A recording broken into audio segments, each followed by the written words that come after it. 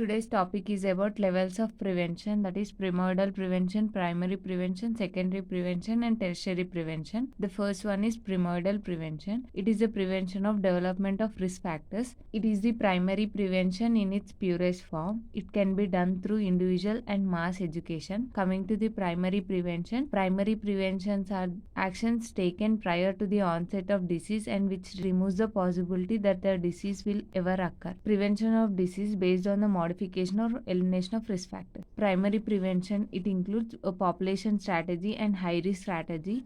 Population strategy, it includes whole population irrespective of the individual risk factor levels. Directs towards socio-economic, behavioral and lifestyle changes. Coming to the high risk strategy, it requires detection of individuals of high risk by optimum using of clinical method, that is via screening methods. Primary prevention for communicable and infectious diseases.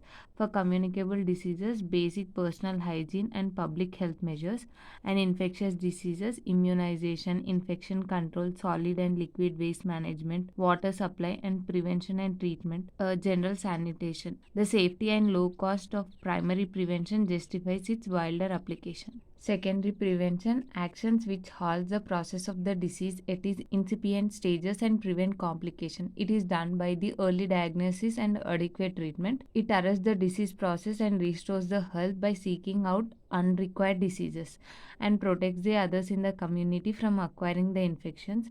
Health programs initiated by the government are usually at these levels. It is an imperfect tool in control of transmission of diseases. It is more expansive and less effective than the primary prevention. Coming to the tertiary preventions, all measures available to reduce and limit the impairment or disability. It extends the concept of prevention into the fields of rehabilitation.